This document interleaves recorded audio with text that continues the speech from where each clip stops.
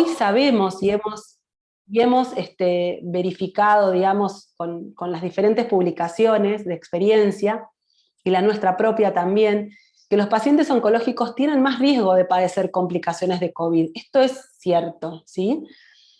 Pero esto varía. Al principio era como que todos los pacientes oncológicos estaban frente a una posibilidad de un COVID severo. La verdad es que varía, y lo que hemos visto es que los pacientes que están en tratamiento activo realmente son los que quizás tengan que estar con un resguardo mayor o ante una posibilidad mayor de padecer una enfermedad más seria. Y eso también depende del tipo de neoplasia y del tipo de tratamiento que esté cursando el paciente.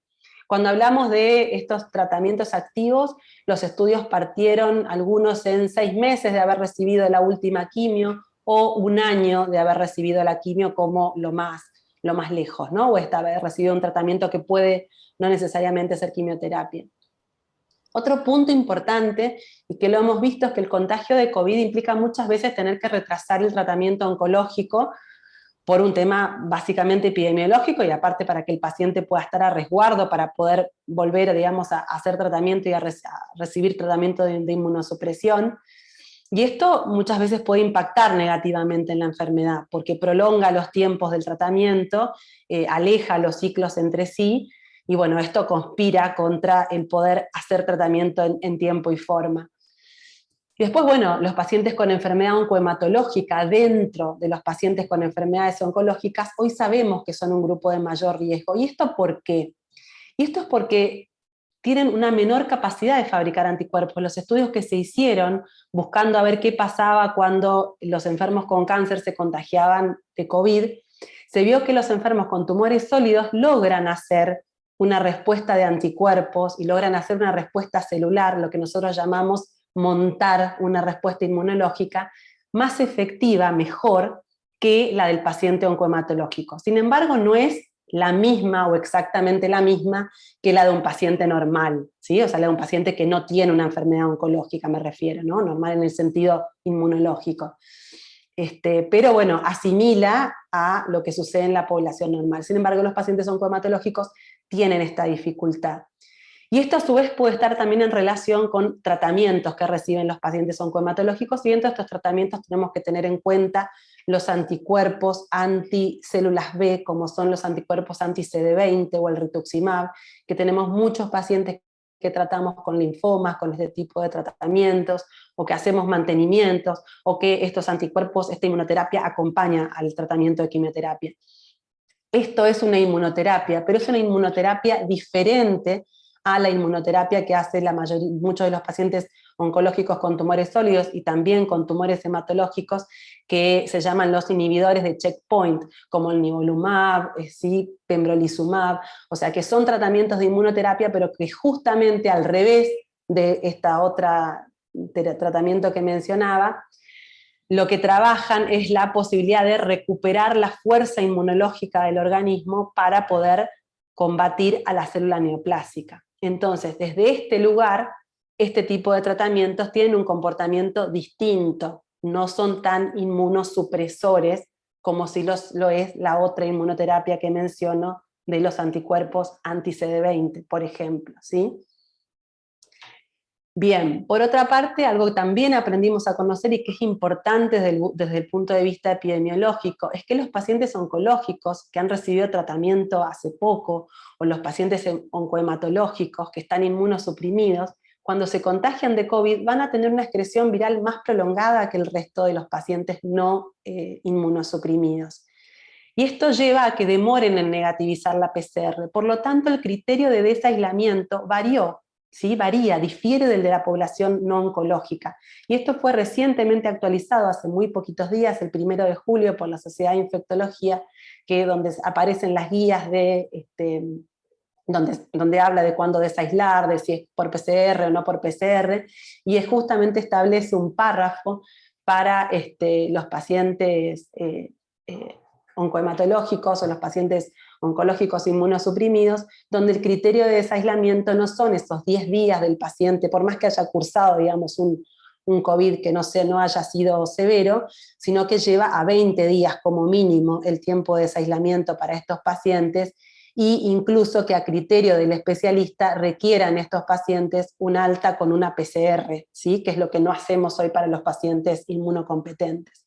O sea, creo que estas cosas que he mencionado como son un poco de las cosas por ahí más importantes para poder tener en cuenta, tanto desde la especialidad como desde los pacientes, para poder entender por qué es importante que se establezca un criterio discriminado para esta población, un criterio de cuidado especial y de reparo en el tema del aislamiento, ¿sí? Y de todos los cuidados que tenemos que tener con esta población, ¿sí? Más bueno, si quedan dudas o qué, podemos hablar si alguna de estas situaciones en particular aparezcan en las preguntas. Esto era como a modo de ponernos cool. Bien, entonces vamos a los cuidados. Entendiendo todo esto, entendemos que es una población especial que tiene que tener ciertos cuidados frente a la pandemia. ¿Y qué pasa hoy en la Argentina? Hoy en la Argentina realmente se están enfermando más pacientes en los grupos etarios más jóvenes, ¿sí? Los pacientes mayores de 60 años y de 80 años son muy pocos los que contribuyen a los casos, digamos, que hoy están confirmados.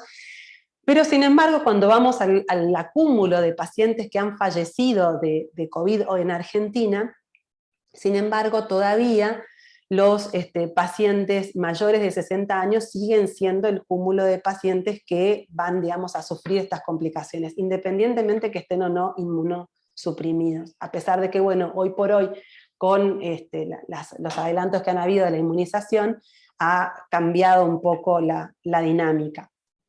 Sin embargo, en el acumulado todavía son más, ¿no? Por los que sabemos que los pacientes oncológicos, igual que todo el resto, no van a escapar a los factores de riesgo conocidos por todos para el COVID severo, que tienen que ver con la edad, con los factores de riesgo cardiovasculares, ¿no? Sobre todo, y con las enfermedades preexistentes. Entonces, con respecto también a Argentina, es importante saber que hoy por hoy nosotros podemos saber en qué situación está y que cada lugar geográfico va a estar en una dinámica de cambio respecto a si tengo un riesgo ambiental más alto o menor de contagio, ¿no? Entonces, si hablamos del riesgo por la enfermedad o por los factores de riesgo de contraer COVID, bueno, nos quedó claro con lo que hablamos antes. Ahora, todo esto se suma, ¿cuál sea el riesgo epidemiológico del lugar en el cual estemos situados? El Ministerio de Salud actualiza esto, digamos, en forma permanente. Hay una página que está ahí, yo puse donde uno puede entrar, digamos, y ver, y entonces ahí uno puede ver, digamos, cuál es el riesgo de ese lugar geográfico. Y se añadió también una categoría que es la de alarma epidemiológica, que va más allá de lo que es el riesgo alto, que es lo que son los cuadraditos en rojo, que es cuando hay muchos, digamos, hay más de 250 pacientes cada 100.000 habitantes y que hay, digamos, mucha tasa de contagio, y también cuando nosotros tenemos en los aglomerados una incidencia que va a ser mayor a 500, o sea, el doble de los de 250, mayor a 500, o que haya una ocupación de camas de terapia mayor o igual al 80%, automáticamente ese lugar va a estar como en una alarma epidemiológica y sanitaria, y por lo tanto va a ser un lugar de mayor riesgo, digamos, para poder, o para ir, o para viajar, o para estar, ¿no? Como para tenerlo en cuenta. Entonces, dentro de las recomendaciones sigue siendo, y esto yo lo saqué de la charla que habíamos hecho hace, creo que va a ser un poquito menos de un año que la habíamos tenido el año pasado, para ver cuáles de las cosas, lo que está en rojo, sigue siendo como algo importante a la hora de mantenernos más seguros en esta población de riesgo. Seguir pensando en que hay que estar, digamos, con cuidado, digamos, teniendo en cuenta este tema de la posibilidad del aislamiento. Quizás ya el tema de los utensilios o de lo que tenga que ver con el tocar las superficies no es tan crítico como la transmisión aérea de la enfermedad, con lo cual la distancia social, el uso del barbijo y el preferir lugares abiertos, bien ventilados, todo esto es de la presentación anterior, hoy por hoy es lo que más importancia tiene a la hora de cuidarnos. Es una enfermedad de transmisión aérea, dudábamos el año pasado, sí, hoy sabemos que los encuentros con personas, o cuanto más personas hayas o menos ventilado está el lugar, esta famosa disquisición de si eran aerosoles o eran gotículas, hoy ya sabemos que son aerosoles, los que digamos, van a estar formando parte de la transmisión, que son son digamos, partículas microscópicas, que van a poder quedar suspendidas. Como tienen muy poquito peso, la característica del aerosol es que queda suspendido en el aire. Entonces no es que yo estando a 2 metros de distancia puedo evitar el contacto con esa partícula, con ese aerosol. Lo que sí evito de la gota más gruesa, porque la gota más gruesa cae al suelo antes de los 2 metros. Entonces yo evito el contacto con esa gota más gruesa. En este ejemplo, por ejemplo, que pongo acá, podemos ver lo que pasa cuando la persona respira, no sé si lo están viendo o no, respira en una habitación cerrada a lo largo de los minutos. Cuando llega 1 hora, prácticamente está saturada la habitación, eso depende del tamaño, lógicamente, y de la cantidad de gente que haya, ¿sí? Entonces, si el tiempo de exposición es prolongado y estamos en un mismo ambiente con un caso sospechoso o confirmado, es posible inhalar la suficiente cantidad de aerosoles para transmitirlo a pesar de estar a distancia. Tener en cuenta esto. Acá en la gráfica van a ver en celeste las gotitas gruesas que caen al piso antes de los 2 metros y en coloradito los aerosoles, ¿sí? Entonces el tiempo aumenta la exposición. Tener en cuenta, si vamos a encontrarnos con otras personas, cuántas, por cuánto tiempo, y muy importante cómo está ventilado el lugar, ¿sí? Cuando el grupo usa mascarillas, cuando la duración del encuentro se acorta a la mitad y cuando además se ventila, claramente cae y convertimos a estas actividades en actividades de bajo riesgo, ¿sí?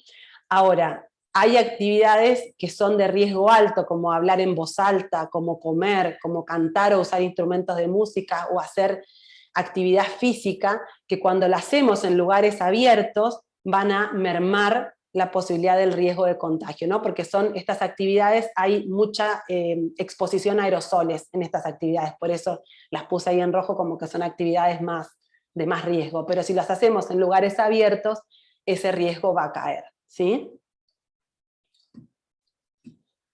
Bien, entonces vamos a lo más importante, remarcar el uso del barbijo, el buen uso del barbijo, como ven en esta fotito, no tiene que salir aire por los costados, por arriba o por los costados, tiene que tener un buen ajuste nasal para evitar, digamos, esa pérdida. Y si es una tela que filtra de alguna manera bien el aire, no va a producir un aumento del dióxido de carbono o una disminución del oxígeno que estamos respirando, porque esas moléculas son lo suficientemente pequeñas como para pasar cualquier material de un barbijo, ¿sí? Pero por el contrario, las gotas van a quedar atrapadas, y entonces ahí sí vamos a poder tener este equilibrio entre el ajuste, la capacidad de filtración y la transpirabilidad que tienen los barbijos. Hay unos barbijos que, bueno, que fueron diseñados, estos del CONICET que también conocemos, que son barbijos muy buenos en este sentido, que permiten, digamos, una buena filtración del aire, y bueno, una higiene, digamos, y un buen ajuste. Y a todo esto, este listado, le agregamos finalmente las vacunas, ¿no? Eso creo que es el agregado más importante de la charla que podemos dar hoy. Y con la llegada de las vacunas, llegaron también muchas preguntas, muchas dudas. Las vacunas realmente se dio que hace un año nosotros dábamos esta charla y no hablamos nada de esto, y hoy se convierte en el eje de la charla, es porque claramente este desarrollo fue muy rápido. Entonces, algunas de las preguntas que nos llegaron y que vamos a comenzar a charlar ahora son: si puedo recibir la vacuna si estoy haciendo inmunoterapia, si hay contraindicaciones, cuándo vacunarme si voy a recibir un trasplante, qué pasa con el cáncer de mama y los ganglios y la vacuna, y de qué lado me aplico la vacuna. Puede ser que algún tipo de vacuna afecte la fertilidad. ¿Qué pasa con las variantes? ¿Las vacunas protegen de las variantes? ¿Qué estudios o pruebas atraviesan las vacunas? ¿Qué vacuna es mejor? ¿Cuántas dosis de vacuna sería lo ideal? ¿Me alcanza con una sola dosis? ¿Qué riesgo tengo si me vacuno? O sea, ¿qué efectos adversos estoy expuesto si me vacuno? Bien. En un año se crearon múltiples vacunas para el SARS-CoV-2, ¿sí? Si se fijan en esta gráfica, que no sé por qué no puedo marcar con el puntero, pero bueno. Por ejemplo, arriba de todo está la fiebre tifoidea, hay un puntito naranja que dice en qué año se descubrió el patógeno y en qué año la vacuna tuvo una licencia, o sea, una aprobación en Estados Unidos, ¿no? Y si se fijan ahí, en el año, en la década del 90. Sin embargo, el patógeno se conoce desde el 1800, fines de 1800, o sea, casi 100 años en tener una vacuna. Para la meningitis, más o menos parecido, ¿sí? La polio fue una vacuna también que demandó muchísimos años poder tener una vacuna eficaz. Finalmente, con la vacuna de la hepatitis B, los tiempos fueron un poco más cortos. Con el virus del ébola, ¿sí? Llevó también un tiempo importante. Y si se fijan, con la vacuna del SARS-CoV-2 se me corrió el redondel, pero la idea es que el puntito casi coincide el descubrimiento del patógeno con la disponibilidad de la vacuna. Cuando hablamos de este patógeno, entonces, del virus, simplemente es una foto que les hago que está ahí a la izquierda para poder después adentrarnos un poquito más en los tipos de vacuna, vamos a reconocer en el virus ciertas porciones que son muy importantes a la hora de pensar de cómo nos tenemos que defender del virus. La proteína, la spike, que es eso que está ahí graficado de color marrón, como si fueran triangulitos, es la proteína de la cobertura del virus, ¿no? Esta proteína de la espícula que tanto conocimos en este tiempo, es a la cual es muy inmunógena, o sea, es capaz de despertar respuesta inmunológica en los pacientes, tanto en los pacientes que que han sido afectados por el virus, por lo tanto se la eligió como se pensó que podía ser un objetivo ideal para desarrollar una vacuna. Pero a su vez este objetivo target terapéutico también tiene que demostrar que si yo lo bloqueo la infección. Bien, esta proteína de la espícula es justamente la proteína con la cual el virus entra y puede anclarse y comenzar su invasión al organismo y comenzar todo su ciclo después de reinfección y de replicación. Por lo tanto, si nosotros podemos bloquear al virus desde esa proteína, estaríamos también bloqueando la entrada al virus.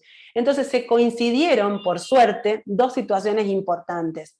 Coincidió una proteína inmunógena, o sea, capaz de despertar una respuesta inmunológica, y una proteína vital para el virus, un talón de Aquiles. Encontramos un talón de Aquiles capaz de despertar una respuesta inmunológica. Bien, eso fue fundamental dentro de esta posibilidad de éxito que finalmente se tuvo. Entonces, busqué esta infografía que tiene mucha cosa en inglés, pero no, vamos a centrarnos en la parte lateral, simplemente para poder, aguárdenme un segundito que...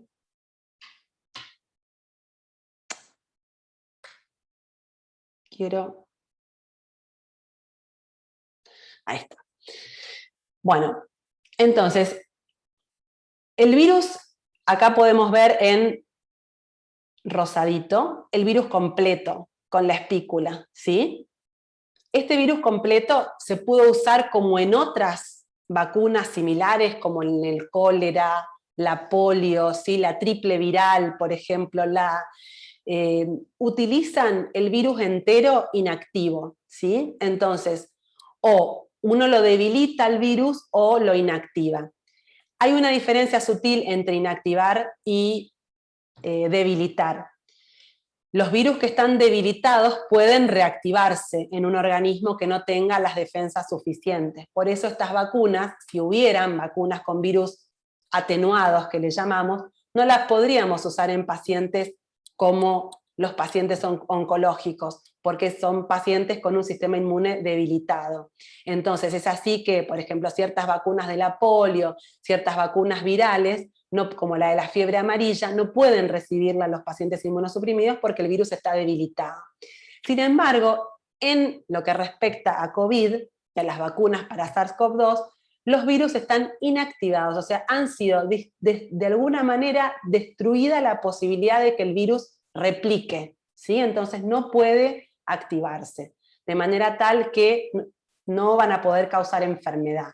Entonces, el primer mito es que si yo me vacuno con una vacuna que está con el virus completo, me puedo reactivar en mi organismo porque yo soy inmunosuprimido, no. Este tipo de vacuna, tanto la vacuna de Sinopharm como la vacuna de Sinovac, que son las vacunas que están como aprobadas en el mundo, hoy por hoy no pueden replicar en un huésped inmunosuprimido, ¿sí? Bien.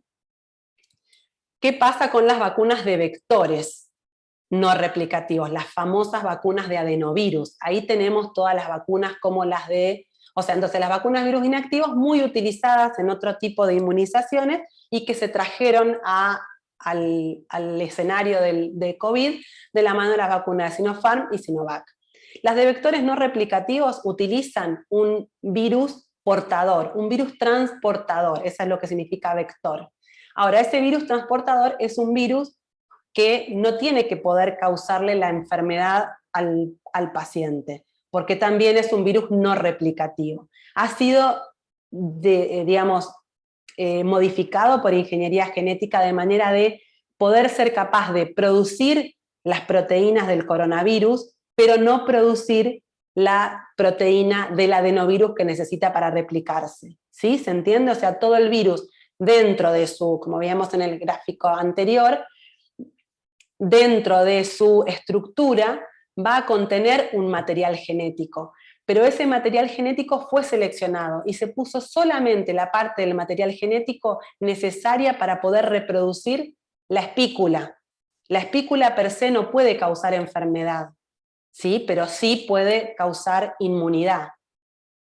Bien, y después hay otras vacunas que ahora tenemos, por ejemplo, que estuvo muy en las noticias, que es la de Novavax, por el alto nivel, digamos, de inmunidad que tiene, digamos, y en vías, digamos, de su aprobación, donde lo único que se le inocula al paciente es la subunidad proteica, solo la proteína, ya no hablamos de que le estamos poniendo ni un virus inactivo, ni un vector viral no replicativo, y por ejemplo, con esta mecanismo, también se han producido las vacunas de la típica que recibimos para la gripe todos los años, por ejemplo, tiene este mecanismo.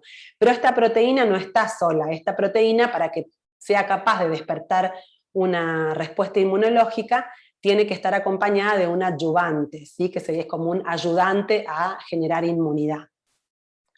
Después están las vacunas de ADN, que hasta ahora, digamos, no hay vacunas aprobadas con esta tecnología, y las otras famosas, que son las vacunas de ARN. No había hasta la fecha una vacuna de ARN aprobada para otro tipo de patología infecciosa. Eso fue lo que hizo como mucho ruido al comienzo, porque realmente en muy poco tiempo se aprobaron para COVID sin tener un antecedente de uso humano para inmunidad antiinfecciosa. Sí, son vacunas que estaban muy pensadas y muy, digamos, desde el racional, pensadas para justamente tratar de inducir inmunidad oncológica, o sea, vacunar a pacientes con este tipo de vacunas, pero con ARN de los tumores y hacerlos producir inmunidad contra el tumor, ¿sí?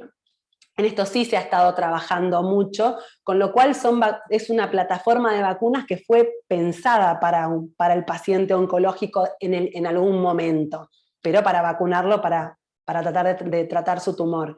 Y bueno, fueron llevadas al campo sacadas como un poco de ese lugar, para llevarlas al campo de lo que tiene que ver con la inmunidad infecciosa, en este caso del COVID. Por lo tanto, no hay una vacuna similar aprobada. ¿Sí? Entonces, las vacunas, todas en general, van a tener, menos las vacunas de ARN, van a tener estos adyuvantes, ¿sí? Que son para tratar de minimizar la cantidad de antígeno que yo tengo que darle, o sea, la cantidad de vector no replicativo, de virus inactivo o de subunidad proteica, le doy como este ayudante para que no tener que inocular tanta cantidad de vacuna y con una poquita cantidad alcance para generar una buena respuesta inmune, ¿sí?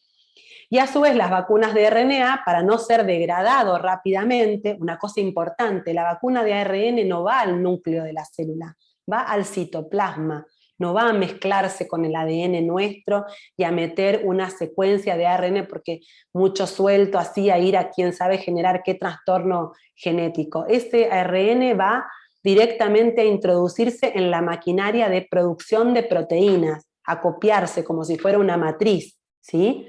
Y entonces necesita estar encapsulado para que no se degrade rápidamente, porque si no se degrada y no llegaría nunca a cumplir su objetivo. De esta manera, estas partículas de ARN están encapsuladas y protegidas por nanopartículas lipídicas que van a estar solamente presentes en este tipo de vacunas de RNA, ¿sí? Bien. Entonces, las de vectores no replicativos son las que más conocemos y tenemos acá en la Argentina. Tenemos la vacuna del Instituto de Gamaleya, la Sputnik 5, la vacuna de AstraZeneca de la Universidad de Oxford con su versión Covishield fabricada en la India, la vacuna de CanSino, que es una vacuna china también con un vector viral del mismo adenovirus, y la vacuna de Johnson, que estuvo en estudios clínicos también acá en Argentina, y la vacuna de Johnson & Johnson, que también es con un adenovirus. Difieren, digamos, a grandes rasgos. La vacuna de AstraZeneca es la única que utiliza un adenovirus de chimpancé. ¿Y por qué utiliza un adenovirus que produce enfermedad en el chimpancé y no en el humano? Para, de alguna manera, asegurarnos de que vamos a reconocer a ese virus como extraño y a tratar de potenciar una mayor respuesta inmunológica, ¿sí? Bueno, bien, saqué estas infografías como para disparar, digamos, un poco y después vamos a ir a las preguntas. Pero básicamente, y acá podemos agregar las vacunas en el gráfico de la derecha, todas las vacunas son seguras en lo que refiere a los números que uno espera de seguridad en una vacuna. Todas disminuyen el riesgo de hospitalización, disminuyen el riesgo de muerte por COVID, disminuyen el riesgo de enfermedad severa y van a diferir en el número de dosis. Tenemos los diferentes tipos y las diferentes aprobaciones, pero cuando uno habla, y esto es importante, porque a veces leemos esos porcentajes de que una es el 50%, la otra es el 91%, la otra es el 66%, bueno, ahí estoy poniendo todos esos números que difieren tanto y que tanto nos marean. Quiero un concepto aclarar y lo podemos como después discutir. Estos porcentajes fueron tasas de cumplimiento de lo que el estudio clínico pautó que era importante de demostrar y en qué medida esa vacuna, comparada con los pacientes que no la recibían, lograba objetivar esa efectividad. Entonces, cada estudio, es muy difícil comparar una vacuna con otra porque los estudios lamentablemente fueron con metas diferentes, muchos de ellos, con poblaciones con ciertas diferencias. Y hoy por hoy una cosa no menor, hechas en momentos distintos. Todos conocemos que el virus durante todo este año cambió, ¿sí? Y en ese cambio no es lo mismo probar una vacuna hoy en el marco de un ensayo clínico en una población dada, que probar qué pasó con esa vacuna cuando yo la probé un año atrás, ¿sí? Después podemos abrir también la discusión para esto. Pero entonces es importante, porque si uno se estresa si va a recibir la que tiene más cerca del 100%, y entonces si yo recibo la del 50%, estoy 40% más riesgo que el otro. Realmente eso es algo que es muy difícil de comparar. Entonces, ¿qué es lo que comparamos?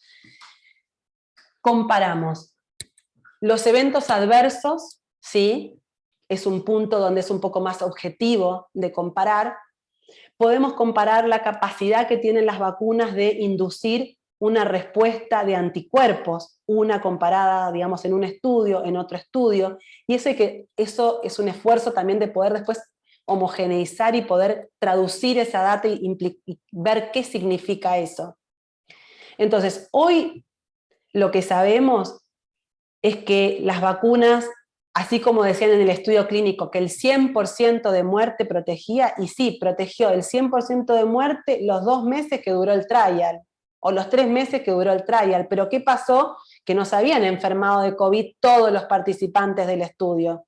Cuando transcurre más tiempo y la mayoría de los pacientes dentro del estudio clínico se enfrentan a la vacuna y se enferman, y bueno, hay muchos factores que van a depender acá y donde la tasa de muerte es imposible que sea el 100% de protección, ¿sí? Entonces, bueno, quiero que primero entendamos eso, que el 100% es un número muy, de alguna manera, no quiero decir que es un número que hay que entenderlo en el marco del estudio clínico y que no es lo mismo en la vida real.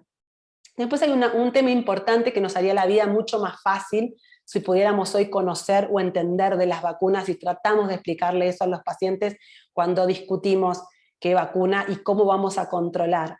El correlato de protección es un número, es un valor que en vacunación se le otorga aquel nivel de anticuerpos o de células T o de lo que consideremos necesario para protegernos de tener una enfermedad severa, ¿sí? Ese número hoy no está establecido. No sabemos qué cantidad de anticuerpos tenemos que tener para estar a salvo de COVID y cuánto me va a dar cada vacuna de eso, ¿sí? Porque no transcurrió el tiempo suficiente para poder hacer ese tipo de estudios clínicos. Entonces, ¿qué es lo que nos dijeron las vacunas? Los umbrales que se puso con la Organización Mundial de la Salud, con la FDA, con la Agencia Europea, con los distintos países, se estableció, bueno, queremos saber con la vacuna qué porcentaje de pacientes van a hospitalizarse, qué porcentaje de pacientes van a tener una complicación que los pueda llevar a la muerte en un grupo y en otro, y vamos a ver eso. Entonces, por eso es tan difícil de comparar una vacuna con otra, un estudio, un ensayo clínico con otro, ¿sí? Si algo no se entiende después, podemos volver acá.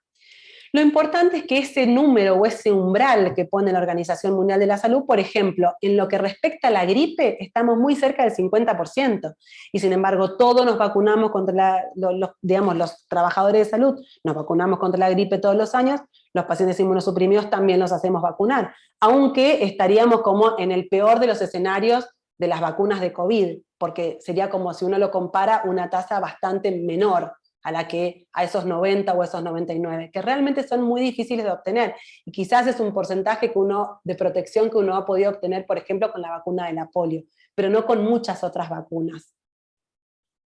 No soy especialista en vacunas, aclaro que yo voy a traducir un poco algunas de las cosas que vemos, y por ahí quizás puedo cometer algún error del léxico, pero bueno, para poder entendernos y bajarlo, trato de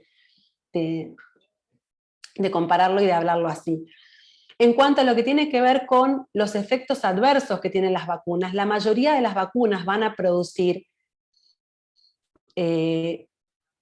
síntomas parecidos a los que tiene que ver con una infección viral cuando está trabajando el sistema inmunológico. Por ejemplo, tener un poco de fiebre, un poco de dolor del cuerpo, un poco de dolor en el sitio de la inyección donde nos colocamos la vacuna, a veces se puede inflamar el ganglio de ese lado. O sea, son efectos mucho cansancio, pero bueno, la posibilidad de hospitalizarse por un efecto adverso realmente es muy baja.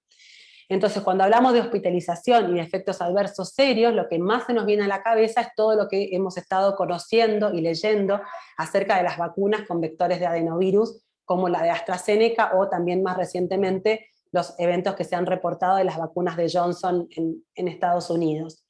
Entonces, este evento adverso tan descrito, que tiene que ver con el descenso de las plaquetas y las trombosis generadas por esta activación de las plaquetas, pues voy a explicar un poquito más en qué consiste, realmente es un efecto adverso muy raro, ¿sí?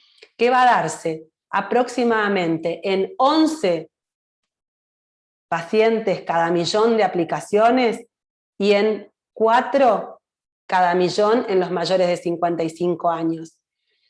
Si nosotros bajamos, ¿sí?, en este gráfico que tenemos acá, por ejemplo, dice, ¿cuál es la posibilidad que tenemos de morir de coronavirus? Hablamos de población, no población de riesgo, población sana, ¿sí?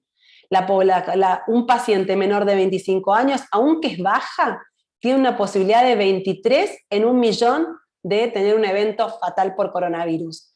Mientras que en los mayores de 55 años, este valor se va bastante más arriba, 800 por millón. Seguimos comparándolo con el 4 por millón de tener un evento adverso serio de estos que tanto temor nos producen con respecto a la vacuna. Y si salgamos de COVID a la posibilidad de un accidente, bueno, 110 en 1.000.000 los menores de 25 años, 180 posibilidad de morir por un accidente los mayores de 55 años, un accidente de auto, estas son estadísticas de Estados Unidos, yo creo que si la llevamos a Argentina acá, esto es mucho más, 38 por millón o 23 por millones, seguramente deben ser 4 o 5 veces más. Y después, bueno, la típica esta que también decimos que de que nos parta un rayo, una en 1.000.000, una en 1.000.000, eso no varía según tengamos menos de 55 más, y está como un poco cerca de lo que tiene que ver con el evento adverso de la vacuna. Entonces la verdad es que realmente si tomamos en este sentido, tenemos que entender que son eventos adversos raros. No por eso no nos van a importar y no por eso no vamos a tratar de aprender un poco más y de echar un poco más de luz para ver si podemos, como dice acá en el gráfico, los menores de 55 años tienen una tasa que es mucho menor que la tasa que se ve en los menores de 25 años. Y esto fue lo que llamó a que en algunos países suspendan la vacunación para ciertos grupos etarios y sigan inmunizando a los mayores de 60 y cambien el esquema de inmunización para los menores de 60 años. Siempre y cuando la posibilidad de prevenir la muerte por COVID sea un hecho. Si yo esto lo voy a cambiar por no vacuna, claramente no es una opción, ¿sí?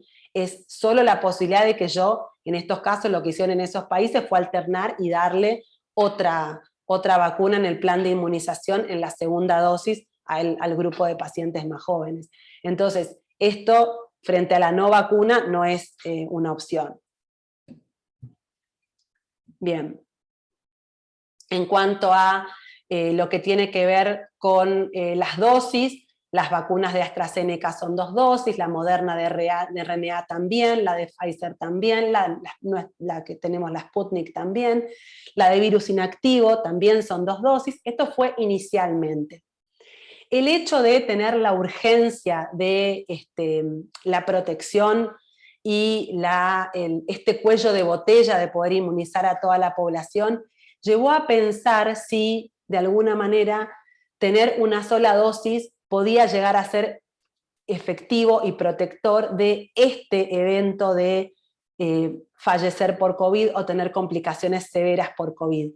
Y en ese sentido se aportó, digamos, el Ministerio de Salud hace poco divulgó data de lo que pasó con la vacunación de una sola dosis de la vacuna de Sputnik en la provincia de Buenos Aires, y estos números que todavía, digamos, yo no los he leído en un trabajo clínico publicado, pero sí ya están, digamos, están disponibles en los medios y están, digamos, armando la publicación, se está armando, digamos, la publicación al respecto, vamos a poder leerla y poder sacar mejores conclusiones cuando podamos ver el artículo completo científico publicado, pero lo que muestran es que esta vacuna con una sola dosis podría estar protegiendo a la población en números cercanos al 80%, ¿sí? Y cuando se hacen ajustes estaríamos en alrededor del 70 y pico por ciento de protección de formas severas fatales. Con lo cual surgió a partir de ahí un desarrollo que sería la vacuna, y le llaman Sputnik Light, que sería dar una sola dosis de la vacuna Sputnik del primer componente. Y esto ya es algo que está, digamos, en desarrollo y en algunos países lo han, digamos, tomado así. ¿Cuál es quizás una de las situaciones que también enfrentamos y que nos hace un poco ruido, ¿no?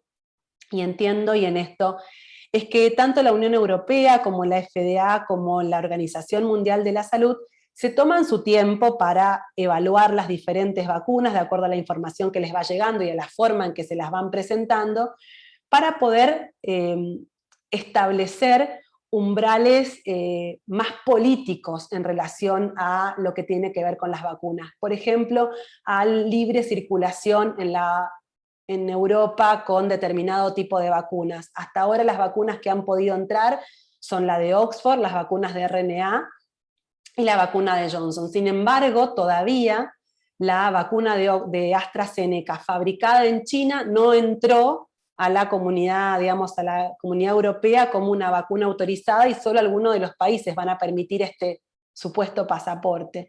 En lo que refiere a la Organización Mundial de la Salud, todavía está fuera la vacuna la vacuna Sputnik. ¿Y esto qué implica? Implica que en el marco de la Organización Mundial de la Salud y la distribución de vacunas y lo que conocemos como el COVAX, o ese fondo de vacunas para distribuir a países de menor desarrollo, no aplica todavía la vacuna de Sputnik como una vacuna para poder distribuir en forma equivalente al resto.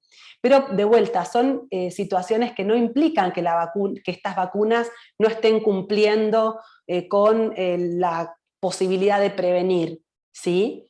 Sino que los estándares o la situación que se está midiendo no ha sido atravesada por los fabricantes de estas vacunas, o no han presentado todavía la data. En lo que respecta a la vacuna Sputnik, lo que, digamos, pude leer es que la EMA, o sea, Europa, pidió, digamos, más información, y debían completarse en junio, era como el corte para poder expedirse, y bueno, hubo como una demora, entonces por esa demora directamente aplazaron hasta septiembre. O sea que es probable que en septiembre, decían que ya se aprobaba en junio, bueno, ahora eso se llevó a septiembre. Una vez que esas vacunas estén aprobadas ahí, bueno, también este pasaporte, porque es una pregunta que la gente también se hace, ¿qué va a pasar con la gente que no recibió? ¿Tiene que ir y recibir otra vacuna para poder tener ese pasaporte?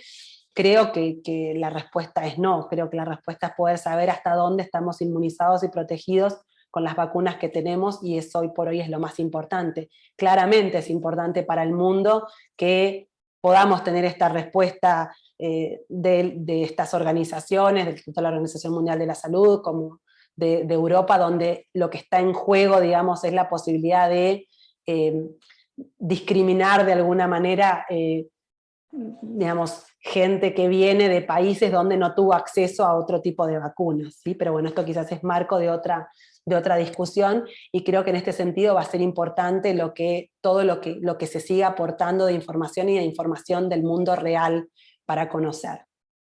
Bien. Ahí podemos ver, digamos, el resto de las...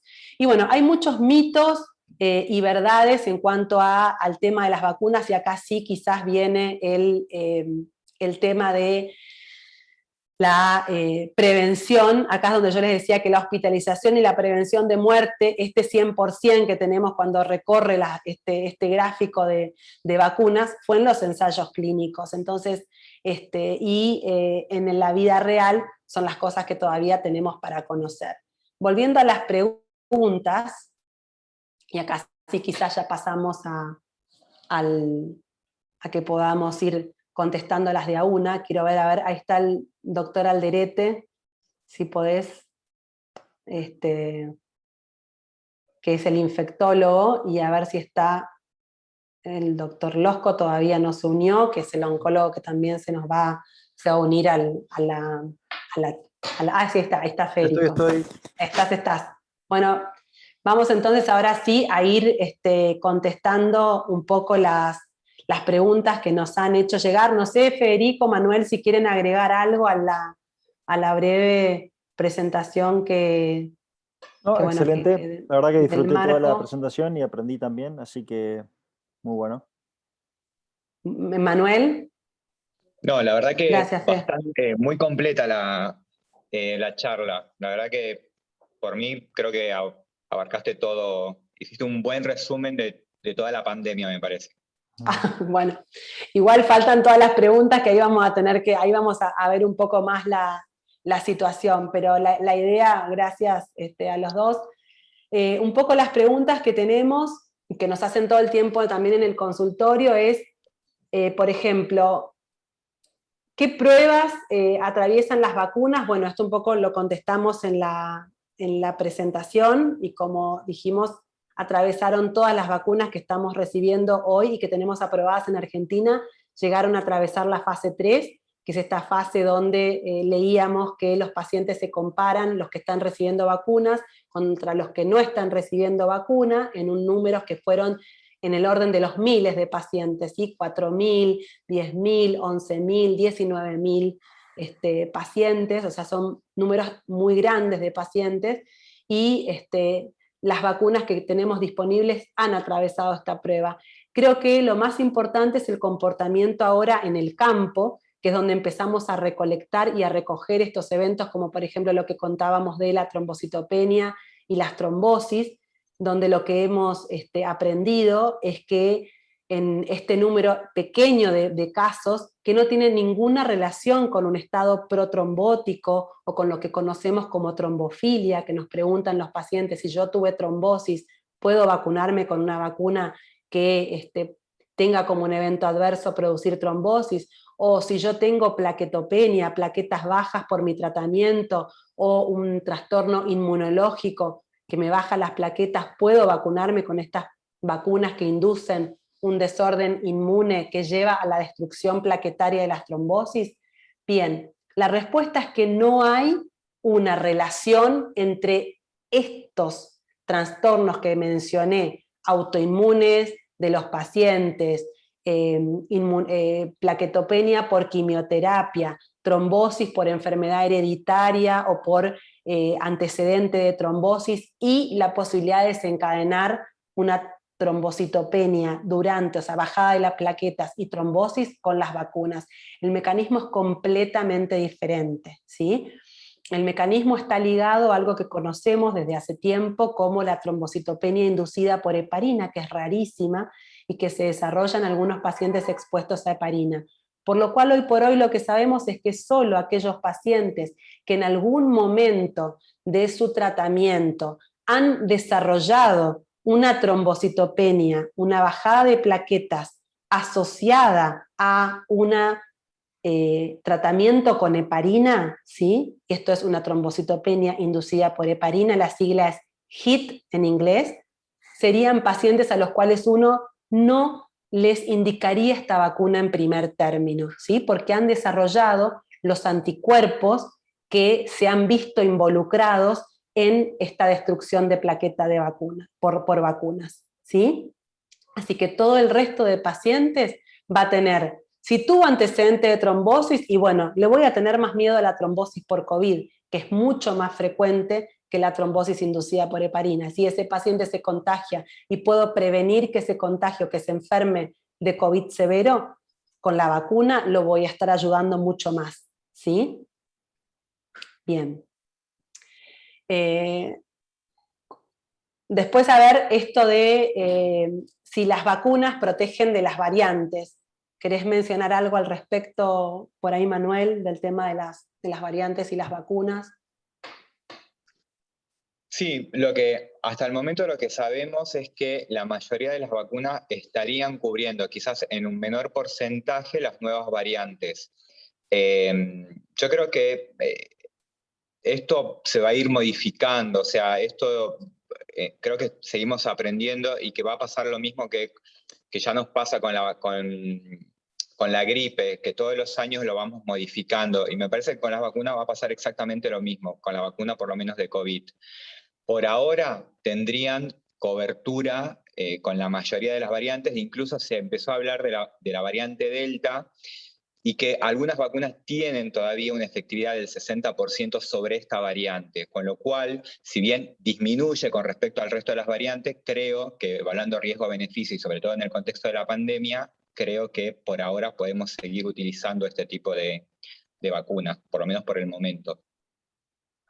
Bien, creo que una cosa importante es que quizás que hoy por hoy las vacunas frente a las variantes, si uno las comparara en el marco del ensayo clínico, y esto fue algo que, por ejemplo, se vio mucho, que se vio bien con la vacuna de Astra cuando se hizo en Sudáfrica, con las variantes, digamos, que tienen, los pacientes se enfermaron más de COVID que lo que se habían enfermado cuando estuvieron expuestos a la cepa original. Pero la protección de la enfermedad severa permanece de alguna manera muy preservada, o sea, muy intacta, digamos. Entonces, si yo hoy por hoy estoy vacunando para proteger al paciente de la enfermedad, de morir de COVID, realmente el comportamiento de las vacunas frente a las variantes tiene muy poca caída respecto a lo que es contra la cepa original. Quizás los pacientes se enfermen un poco más que con la cepa original, pero la protección severa sigue firme, para la enfermedad severa sigue firme, ¿sí? Así que ese es, como decía Manuel recién, un mensaje de que aún con esta variante Delta, ¿qué pasa con la variante Delta? Es muy contagiosa, entonces más que nunca tenemos que estar protegidos, porque aquel que por ahí no se iba a contagiar y se va a contagiar.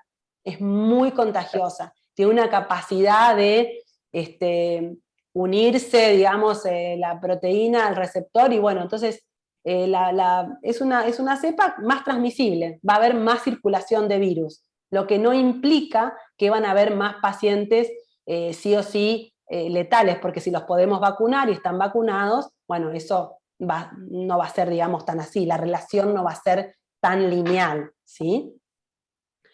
Bien. Después hay una pregunta que también nos hacen, ¿qué pasa con el cáncer de mama y los ganglios?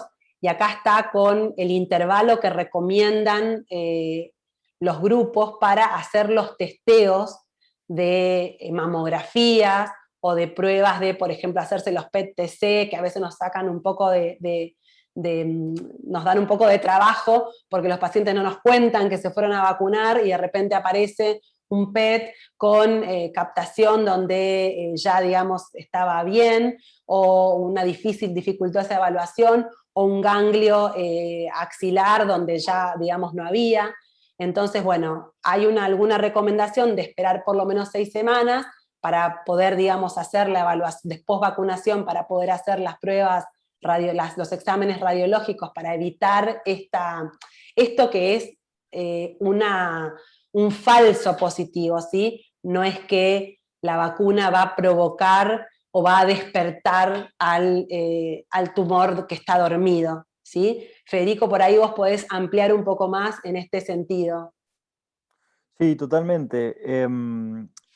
Yo creo que, bueno, si entiendo bien, la pregunta va, creo que, no sé si había leído o alguna otra pregunta de si, por ejemplo, yo la cuidar, corté, pero ya la habíamos leído. cuidar el brazo donde yo tengo la intervención del cáncer de mama y la resección de ganglios en la axila, para no vacunarme en ese brazo y vacunarme en el otro. La verdad que eso deberíamos, por ejemplo, intentarlo, ¿no? Siempre decimos un poco la intención es cuidar el brazo donde hacemos lo que llamamos linfadenectomía, o sea, resección de los ganglios en la axila, pero no es una contraindicación absoluta, como bien decía Rosario. Muchas veces cuando nos vacunan acá en el hombro pueden salir ganglios en la axila, y muchas veces, y me ha pasado en la consulta, que vienen los pacientes asustados o con algún estudio anormal, ¿no? Que muestra un ganglio agrandado o anormal ahí, y muchas veces es por la reacción local de la vacuna. Entonces tenemos que ser bien cautelosos con eso, y saber que, bueno, que nos vacunamos y que puede pasar eso después de la aplicación, ¿no? Uh-huh. Creo que una cosa importante, por ejemplo, en una de las enfermedades oncohematológicas donde más pasa eso es en la leucemia linfocítica crónica, ¿no? Que es una patología que tiene como una cierta característica, que es una inmunosupresión de base del paciente a la cual se le suma después la inmunosupresión del tratamiento. Y en estos pacientes los ganglios que van y vienen, que a veces están más agrandados o menos agrandados, sin relación con el tratamiento, porque son pacientes que muchas veces no han todavía tenido un tratamiento activo para la enfermedad, cuando hacemos las vacunas, mismo las vacunas de la gripe o vacunas comunes, suelen hacer importantes tumoraciones, digamos, en los ganglios, o, digamos, reacción en el ganglio de la vacuna, digamos, que a veces asustan, incluso con enrojecimiento, con mucho dolor, hasta, bueno, a veces, digamos, se han descrito en algún momento hasta celulitis, o sea que es como una infección de la piel del lugar por una reacción como extrema a la vacuna. Claramente, si sucediera alguna de estas cosas, los pacientes tienen que consultar y uno evaluará, como hemos visto, digamos, situaciones en las cuales le hemos puesto antibióticos también al paciente, porque bueno, puede haber en algún momento alguna sobreinfección, pero la mayoría de las veces es una reacción que tiene que ver con la reacción local inmunológica a la vacuna y que no está para nada determinando una reactivación de la enfermedad, ¿sí? Ahora, quizás, Fede, una cosa importante es hasta cuándo, bueno, yo había un poco leído las recomendaciones que son tratar de esperar 6 semanas, un poco es lo que le decimos a los pacientes con las evaluaciones de tomografía, si se vacunaron, para hacer una evaluación, para que no quede, digamos, despierte algún tipo de duda el estudio, pero claramente hay situaciones en las cuales uno no puede demorar un estudio porque tiene que tomar una decisión de tratamiento, y bueno, en ese caso se hará antes de tiempo el estudio, y uno lo interpretará con el especialista en imágenes y todo, y con el caso hasta dónde le adjudicamos a la vacuna o hasta dónde eso pueda llegar a tener que ver con enfermedad. Sí, de acuerdo. Ahí estaba viendo Carlos Morán, gracias por conectarse. Preguntaba en el chat, ¿podría comentar sobre las situaciones de pacientes que únicamente toman tamoxifeno y no tuvieron otro tipo de tratamiento? Carlos, creo que yo, en ese sentido ahí, la doctora Custillano nos dejó bien en claro que si bien los pacientes con cáncer tienen, o sea, ha demostrado tener mayor riesgo de contagio y formas severas de la enfermedad, no todo es lo mismo. No es lo mismo un paciente que está haciendo un tratamiento activo con medicación que puede bajar las defensas que, por ejemplo, una paciente que está en control con tratamiento con tamoxifeno, que bueno, es un tratamiento hormonal en un porcentaje importante de los pacientes con cáncer de mama. Este tratamiento no la expone a inmunosupresión ni tampoco podría ser considerada paciente de riesgo. De hecho, una de las criterios iniciales dentro del Ministerio de Salud, ¿no? De los entes regulatorios para determinar cuáles son los pacientes de mayor riesgo son aquellos que se diagnosticaron dentro del lapso de un año, que tienen enfermedad avanzada y que están en tratamientos activos. O sea, es muy heterogéneo toda la población de pacientes con cáncer, ¿no? A la pregunta de si las pacientes con tamoxifeno se pueden vacunar, hoy una pregunta muy frecuente es el tema que el tamoxifeno a veces está reportado muy infrecuente, pero aumenta el riesgo de trombosis y esta cuestión de que comentábamos en la trombosis, ¿no? Con algunas vacunas. En este sentido, el riesgo de tener trombosis por COVID o de pasarla mal por COVID es mucho, mucho, mucho, muy superior a el riesgo que tenemos de algún evento adverso, como por ejemplo una trombosis en las pacientes, o sea que entonces la recomendación fuerte es en líneas generales vacunarse independientemente de que estén bajo este tratamiento o no, ¿no? Después, ahí hay una pregunta, dice, buenas tardes, nos pregunta Silvana Martín, ¿hay que tener algún recaudo si me vacuno durante el tratamiento con quimioterapia para el cáncer de mama? ¿Me puedo vacunar en cualquier momento del tratamiento? Y Silvana, lo que nosotros decimos es que preferentemente la vacunación se debería hacer antes de iniciar un tratamiento con quimioterapia, eso es lo ideal. Obviamente que no elegimos ni cuándo vacunarnos ni con qué vacuna vacunarnos, entonces en ese sentido eso muchas veces no lo podemos elegir nosotros. No hay ninguna contraindicación de vacunarse si estás en tratamiento por un cáncer de colon, por ejemplo, con quimioterapia. Lo que sí hay que encontrar el mejor momento por dos cosas. Para que la reacción inmunitaria contra la vacuna sea óptima, o sea, porque sabemos que, como nos dijo Rosario, la vacuna la damos cuando queremos que nuestro sistema inmune la reconozca como algo extraño y que genere una reacción inmune contra eso. Y si nosotros tenemos las defensas bajas por la quimioterapia, que a veces pueden pasar, bueno, eso hace que no sea la mejor reacción, ¿no? Entonces, el momento ideal nosotros la vemos depende del tratamiento, en el momento donde es más probable que las defensas no estén bajas, ¿no? A veces son ahí cerca de la aplicación, no tanto en el medio, o sea, por ejemplo, si es cada 15 días, no en el día 7, sino más cerca de la aplicación De de la la que va a quimioterapia. venir. Pero eso es individualizado por cada tratamiento. Y la segunda cosa es también no confundir los eventos adversos de la vacuna con los eventos adversos de la quimioterapia o Claro, viceversa, ¿no? creo que ese, Fede, es un punto súper importante de por qué se contraindica relativamente a los pacientes neutropénicos recibir vacuna o tratar de que, no, dije relativamente porque no es una contraindicación, es algo que uno lo va a ir ver paciente a paciente, que tratamos de evitar ese nadir, nosotros llamamos nadir a ese momento en que los blancos están más bajos en el ciclo, como explicaba Federico recién. Bueno, si estoy en una quimioterapia de 21 días, voy a suponer que aproximadamente el día 10 es donde voy a tener como ese valle y después va a empezar la recuperación. Uno trataría de entre ese día 7 y ese día 10, dependiendo del esquema, y no me daría la vacuna en ese momento, porque si el paciente tiene fiebre por la vacuna, es probable que confunda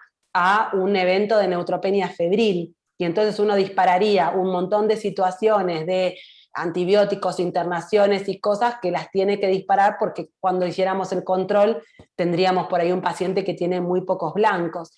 Entonces, quizás es algo importante tener en cuenta que la neutropenia no es una situación que hay que tratar de evitar cuando el paciente se vacuna, y tratar de vacunarlo cuando ya está recuperando los glóbulos blancos un poco antes de que reciba el tratamiento o la dosis de la quimio, porque sabemos que esa dosis de quimio más o menos 7 días después lo va a volver a linfopenizar o a bajar los blancos, y yo voy a tener entonces ese margen de tiempo para que actúe. Lo cierto es que como no tenemos muchas veces la posibilidad de elegir, nos quedamos, digamos, con el momento menos malo, ¿sí? Y hay una cosa importante, que lo ideal es hacerlo antes de arrancar, siempre y cuando podamos. En hematología tenemos muchas enfermedades que podemos diferir los tratamientos, o que podemos como tomarnos un tiempo para poner al paciente en condiciones de empezar a recibir un tratamiento, sobre todo cuando ese tratamiento implica recibir anticuerpos anti-CD20, rituximab, Maptera, o Gazyva o Inotuzumab. ¿Por qué? Porque estos me van a deplesionar de células B, voy a bajar la cantidad de células B y me voy a quedar con poca cantidad de células para hacer de memoria. Entonces yo tengo que hacerlo a eso antes, y una vez que ya la generé, bueno, ya voy a tener una inmunidad mejor y voy a estar mejor preparado, ¿sí?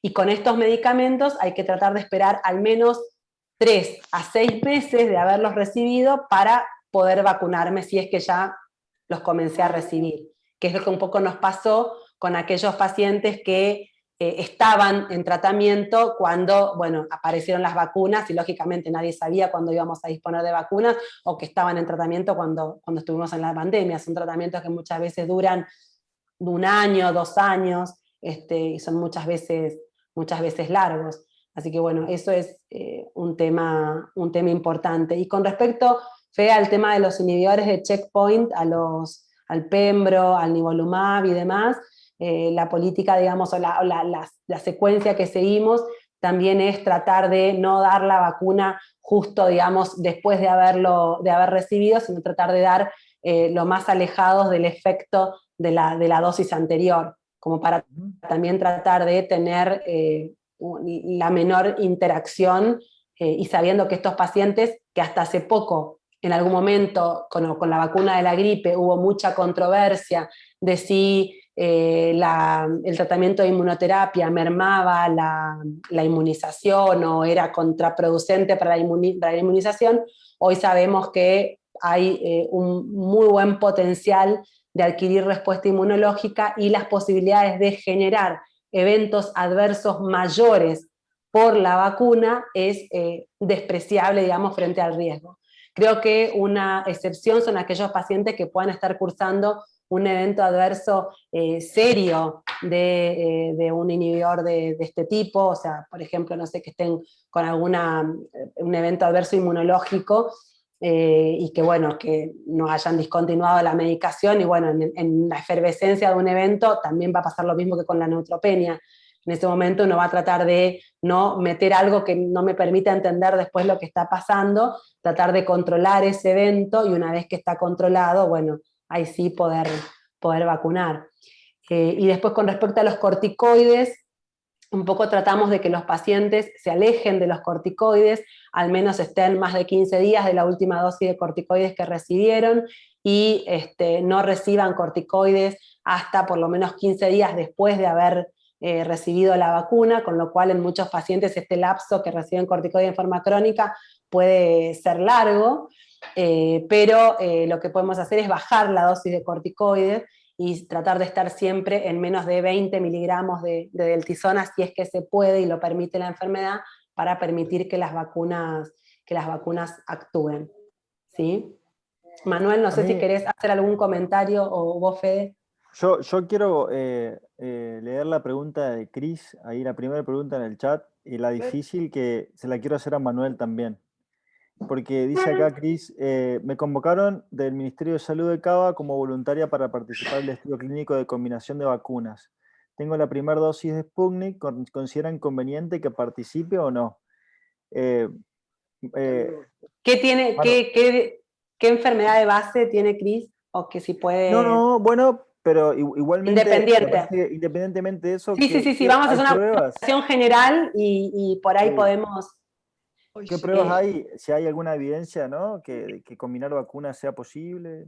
Bien, en cuanto a la combinación de vacunas, hay 2 estudios que, como yo lo comenté un poquito en la presentación, que fueron un poco como los pilares de desarrollar esta idea, o poner, no fue a propósito, tuvo que ver con este stop que tuvo la vacuna de AstraZeneca en Europa a partir del tema de los eventos adversos, y entonces a los pacientes que habían recibido una dosis y eran menores de 60 años, dijo, bueno, no, ustedes tienen que seguir adelante, pero con otro tipo de vacuna.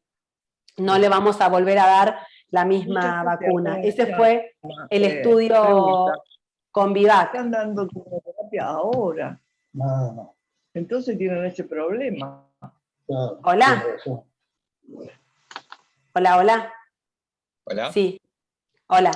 Entonces, ahí en ese, y si querés comentar, Manuel, en ese estudio, tanto en el estudio español del Convivac, de una dosis de AstraZeneca, seguida de una dosis de la vacuna de ARN, de Pfizer, que estuvieron separadas por al menos 4 semanas, en algunos pacientes 6 semanas y más, realmente la respuesta fue muy importante. Fue más la respuesta, mucho mejor la respuesta cuando se la comparó, digamos, en el estudio poblacional, cuando uno se compara con la respuesta que hubieran adquirido originalmente por la vacuna.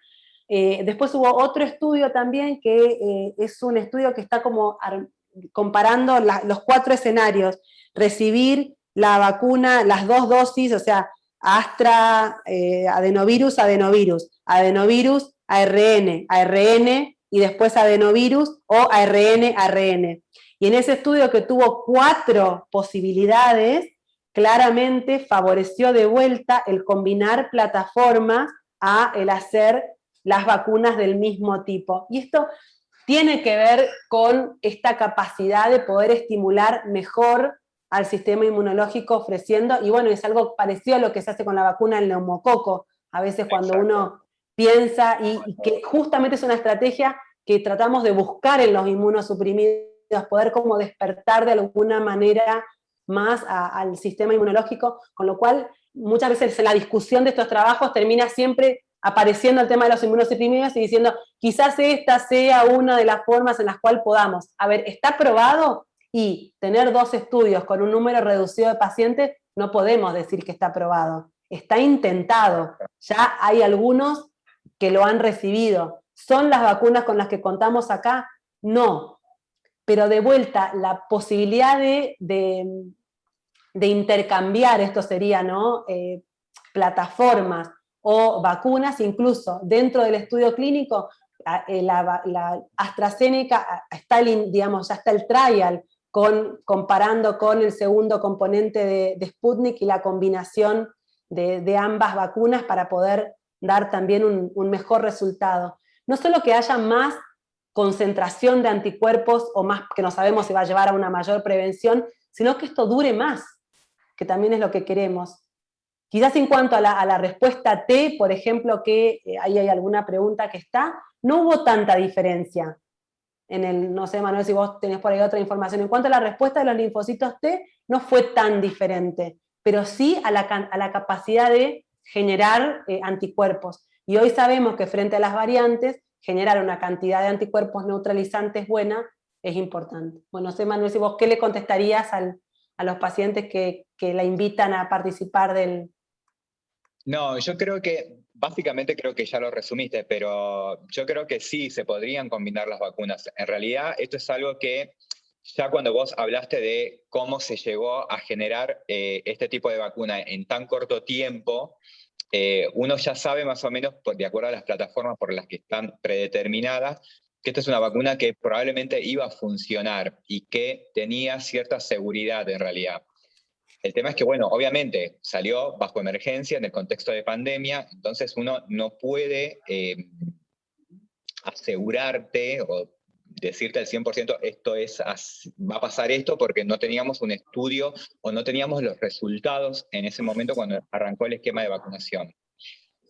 Ya se venía hablando el tema de la combinación de vacunas, y es verdad lo que vos decís, salieron estos 2 artículos, y yo estaba justo leyendo el de donde están estos 4 escenarios, y la verdad que la respuesta es muy buena. Sí, uno tiene que tener en cuenta que por ahí los pacientes inmunosuprimidos van a tener quizás, o si tienen una respuesta menor que el resto de la población inmunocompetente.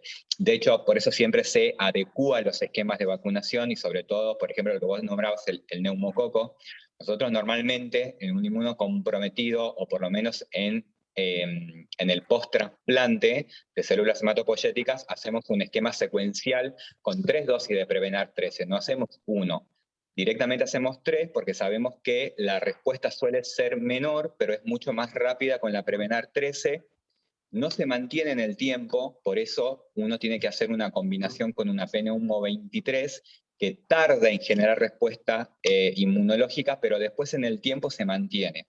O sea, esa es la estrategia de la vacunación, y me parece que en este contexto, o sea, combinarlas me parece que es válido, tiene mejor respuesta, como dijo Rosario, eso se evaluó, y tiene hasta un 30-37% mayor respuesta que seguir un esquema secuencial, por ejemplo, con 2 vacunas adenovirus o 2 vacunas secuenciales de ARN. Combinándolas tuvo mejor respuesta.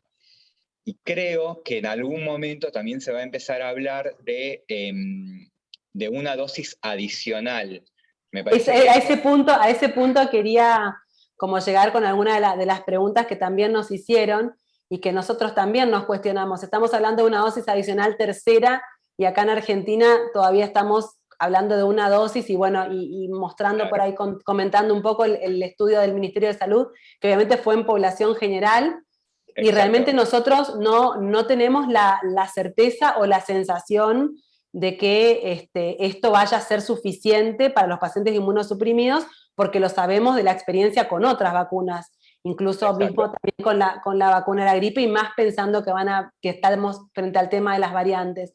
Entonces creo que acá por ahí hay 2 cosas importantes como para no entrar en pánico, ¿sí? Bien. Estas alternativas de entrar a un estudio clínico creo que es la mejor alternativa para conseguir, si uno, digamos, está conversado con su médico, la situación eventual y demás, como por ejemplo, bueno, acá Cris pone, tiene un melanoma que fue resuelto en el 2016, la realidad es que si uno tuviera la posibilidad de entrar a un estudio de vacunas, lo contesté el otro día a un paciente también algo parecido, yo prefiero 2 dosis de algo a una sola dosis y una segunda quizás, ¿sí? En esta situación que hoy tenemos de, como mostraba el gráfico de cuál es la situación en Argentina y la cantidad de lugares que están en esta alerta epidemiológica, entonces yo creo que poder lograr que esa segunda dosis, sabemos, y esto hay estudios clínicos, varios estudios clínicos, ahora en el Congreso Europeo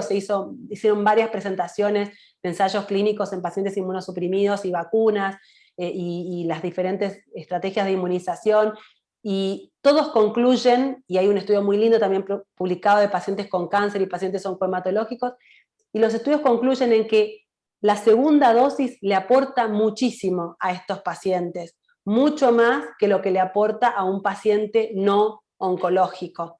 Entonces, desde ese punto de vista, si uno pudiera elegir los pacientes de riesgo, querría que sean los que estén en ese tipo de estudios clínicos donde estaríamos viendo qué pasa.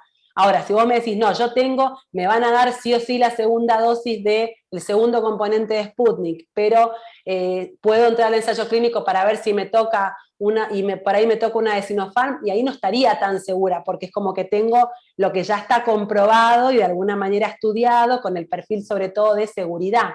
No nos olvidemos que uno dice, ¿qué pasa con los eventos adversos? Momento.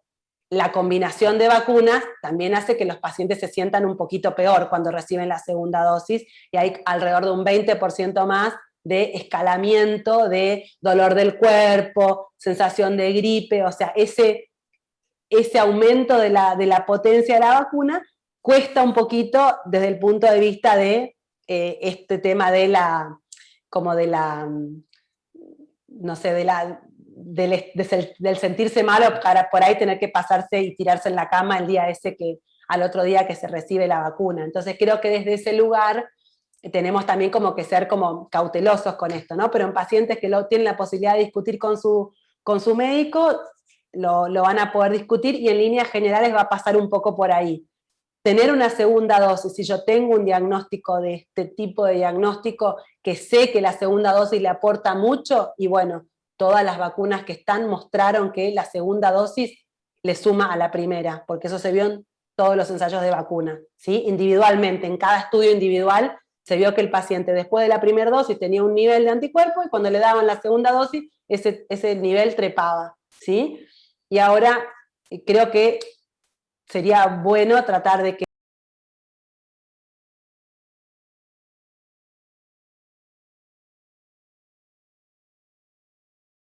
una buena alternativa, porque aparte vamos a saber qué está pasando, y creo que aportar a la evidencia es una cosa que es importante. Y si ingresan pacientes con este tipo de patologías, bueno, uno va a poder también tener el plus de la evidencia en este tipo de patología.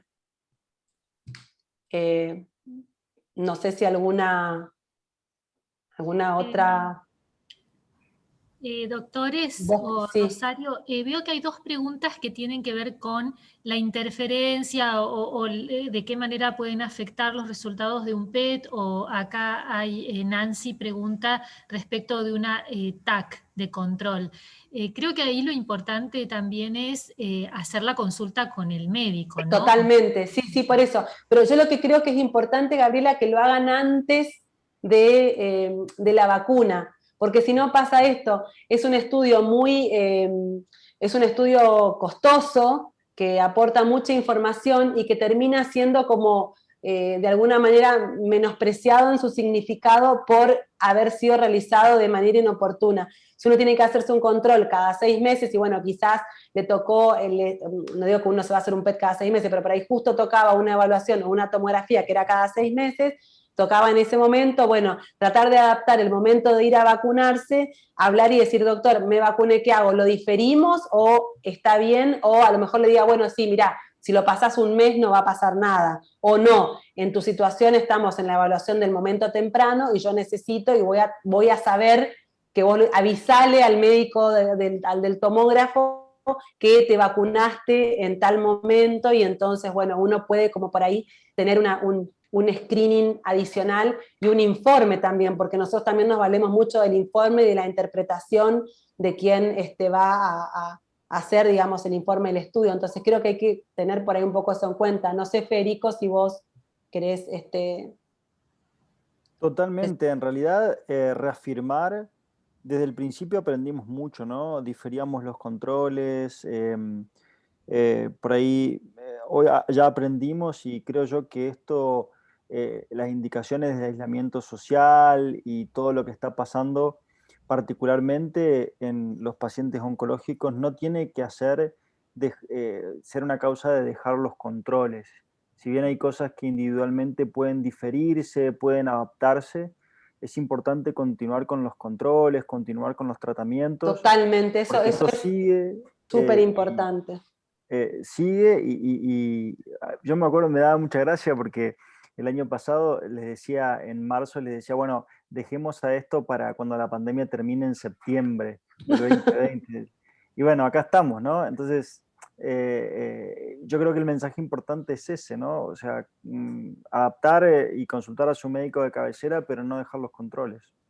Yo creo que tenemos la ventaja, y en esto, bueno, por eso hice bastante hincapié con el tema del uso del barbijo, porque tenemos que reforzar eso cuando hablamos de que vamos a enfrentar variantes que son más transmisibles. La transmisión es aérea, ¿sí? O sea, la transmisión es por el estar cerca de alguien o estar con muchas personas en un lugar y estar expuesto, y entonces si yo tengo un buen método, una buena barrera, y aprendí a utilizar el alcohol, digamos, a no estar tocándome los ojos, o si no, bueno, usar algún tipo de protección ocular, o que yo creo que por eso también la gente de alguna manera aprendió a cuidarse, y nosotros mismos, también desde como el personal de salud y todo, hemos como aprendido esto que antes era como tan complicado, que parece que teníamos que hacer una esterilización cada vez que llegábamos a casa, y hoy que sabemos que lo más importante es cuidar la transmisión, digamos, del contacto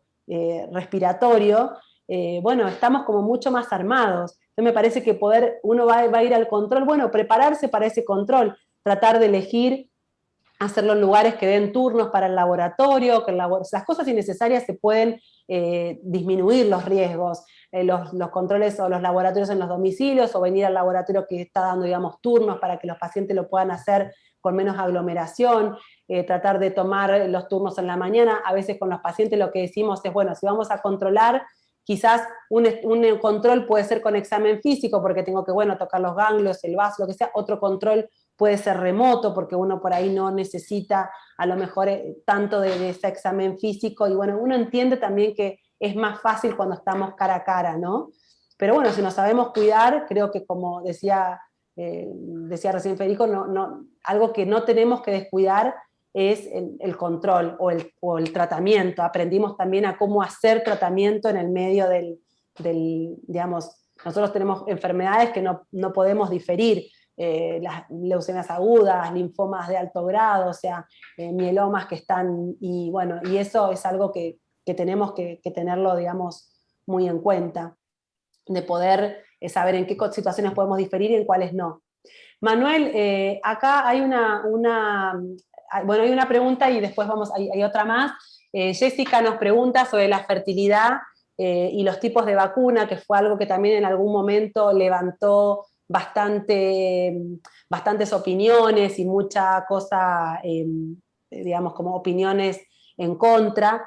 Realmente hasta ahora, digamos, los estudios no muestran, digamos, de que esto pueda tener un impacto, y hoy por hoy se conoce que el riesgo de padecer, digamos, la enfermedad o tener COVID supera ampliamente, y que es realmente un mito el tema, digamos, de la fertilidad. No se integra al ADN la vacuna, y no hay anticuerpos tampoco antiplacentarios, o bueno, cosas que por ahí en algún momento se pensaban. No hay prueba, digamos, de eso, de que pueda tener algún asidero ese pensamiento. Y hoy por hoy lo que es en las consultas ginecológicas y demás, de hecho con las vacunas de ARN ya se empezaron los ensayos en todo lo que es la población de los, digamos, la aprobación en los menores de 18 años, y los ensayos clínicos en los menores de 12 años también, o sea que bueno, tendremos que ver con el tiempo que pasa, sí. Incluso también se están vacunando ya embarazadas, o sea, eso sí. Había también alguna pregunta con respecto al tema del embarazo, y me parece que bueno, ahí también el riesgo, hoy sabemos, a medida que vamos tomando conciencia del riesgo de padecer COVID en cada situación, hoy las embarazadas con COVID tienen riesgo de partos prematuros, tienen riesgo, digamos, de que haya, digamos, mayor preeclampsia, también de bajos pesos. Realmente la posibilidad de poder, con el plus de que van a trascender esos anticuerpos a la leche materna, cuando el recién nacido tenga ese momento, que todos los recién nacidos son inmunosuprimidos. Así que si hoy por hoy le podemos, y siempre fue una práctica tratar de vacunar la embarazada, para que pueda, digamos, también ofrecer esa inmunidad Exacto. al bebé. Además, a diferencia de que cuando empezó la pandemia, de que se decía que por lo menos los chicos cursaban con un COVID leve o casi asintomático y las embarazadas eran las menos afectadas, me parece que eso hoy por hoy cambió. Nosotros por lo menos estamos viendo pacientes embarazadas con COVID moderado a severo, con requerimiento de internación en UTI, entonces, y eso por ahí quizás aceleró el tema de la vacunación en las embarazadas también, y como para disminuir, como siempre, o sea, por el objetivo de la vacuna, de toda vacuna, es disminuir la forma severa, entonces, por lo menos seguir protegiendo a la embarazada que... Sí, totalmente. Ahí pregunta Fernando con respecto al tema del mieloma múltiple y la recomendación que fue vacunarse con una dosis durante la quimio, que fue Sputnik, y que la segunda dosis, bueno, no sé si va a conseguir antes, pero sería post-trasplante. La duda es en la quimio previa al trasplante, donde las inmunizaciones desaparecen, si implicaría vacunarme nuevamente con las 2 dosis, y por ahí quizás acá podríamos aprovechar que ya hablaste un poco algo del tema de cuándo una tercera dosis o cuándo estamos pensando que va a ser una posibilidad, cuando no estamos de poder hacer un boost. Yo creo que en este contexto, o sea, si es candidato a un trasplante, probablemente tengamos que, y en este caso puntual, reiniciar un esquema de vacunación. Los esquemas de vacunación en general nunca se tienen que reiniciar, directamente se completan. O sea, si uno arrancó con una primera dosis de algo, tiene que recibir la segunda, la tercera, en el caso de que corresponda. En este caso, en los pacientes que van a trasplante, nosotros reiniciamos todo, porque sabemos que con las quimios, sobre todo en la pretrasplante, barremos todo, absolutamente todo. Entonces nosotros ya tenemos armado un esquema secuencial de algunas vacunas, y me parece que este tipo de vacuna va a ser una de las candidatas que tengamos que reiniciar nuevamente de cero. Me parece que va a ser algo excepcional, a diferencia del resto, pero yo creo que va a haber que reiniciar el esquema. Vos fíjate que nosotros, los pacientes que, más allá de que hayan recibido una antineumocóxica, una triple bacteriana celular antes del trasplante, post-trasplante volvemos a indicar nuevamente. Lo mismo hacemos con la SALC, vemos también los esquemas de vacunación de hepatitis. Si perdieron los anticuerpos, reiniciamos todo el esquema nuevamente. Y me parece que esta vacuna va por el mismo camino. Yo creo que post-trasplante vamos a tener que ajustar el esquema y reiniciar. Quizás para explicarle un poco a los pacientes cuál es como la dinámica inmunológica que uno sigue o que uno está controlando, porque va a venir la pregunta, ¿por qué no hacemos control de los anticuerpos post-vacuna, ¿no? Entonces, quizás uno lo que vemos en los pacientes, yo hoy lo vacuno porque yo sé que cuando pasaron más de 15 días de la primera dosis, algo de defensa tengo, ¿no? Algo de inmunidad, de protección estoy logrando. No sé eso cómo se traduce en cuánto, no tengo un correlato, no hay un umbral, no hay un número al cual llegar, pero los estudios demuestran que a partir de ese momento los pacientes comienzan a estar protegidos, ¿sí? Seguramente en un escalón más abajo, y lo hemos visto con los diferentes estudios que se han hecho en inmunosuprimidos, es poquito lo que logro con esa primera dosis, pero es como un primer llamado, ¿sí? Ahora, ese poco de anticuerpos, ese poco de células, que sobre todo van a estar presentes a partir de ese momento y van a estar de alguna manera ejerciendo esa protección de ese paciente durante ese lapso. Si yo pudiera darle la segunda dosis y después cuando termina el trasplante y volver a reiniciar la vacunación, como dice Manuel, y sería lo ideal, porque uno tendría como toda una especie de manto o de escudo protector a lo largo de todo ese tiempo. Lo pierdo con el trasplante, los anticuerpos duran, no es que cuando yo trasplanto los anticuerpos se lavan con el trasplante. Los anticuerpos son proteínas que tienen una vida media, y esa vida media está entre 3 y 6 meses más o menos que dura un anticuerpo que ya se produjo, es como algo que está en stock, ¿sí? En algún momento ese stock se va a agotar. Cuando ese stock se agota, necesito a las células que producen ese stock, ¿sí? Entonces, ahí es cuando, si yo no vuelvo a vacunar, yo no tengo, porque perdí las productoras, me quedó stock, pero no tengo operarios en la fábrica que conozcan a ese antígeno, ¿sí? Entonces por eso es que se reinician los esquemas, y bueno, muchas veces. El problema es que en este marco de escasez de dosis y todo, uno está como que si le doy antes, si le doy después, y entonces bueno, como que estamos con una manta corta, ¿no? Me tapo de un lado y me dejo los pies sueltos, frío, me corro a los pies y me dejo desprotegido el primer momento. En general, digamos, como una especie de cosa general que sabemos de inmunidad en estos pacientes, que a lo largo de los tratamientos siempre es más difícil despertar. Entonces siempre ideal es hacer las vacunas lo antes posible. Y después, bueno, dar los refuerzos que sean necesarios acorde a las situaciones. Pero cuando yo antes introduzca y menos gastado esté todo antes de las quimio, siempre es mejor. Lo mismo que cuando, por ejemplo, programamos sacar el vaso a algún paciente por un tratamiento, por un tema, digamos, quirúrgico, también tratamos de completar todo eso antes, ¿sí? Ahí con el tema de la tercer dosis, hay ya un par de estudios en trasplante de órganos sólidos y trasplante renal, donde estuvieron tratando de probar si una tercer dosis, qué situación digamos, de protección, de producción de anticuerpos, y cómo era la seguridad.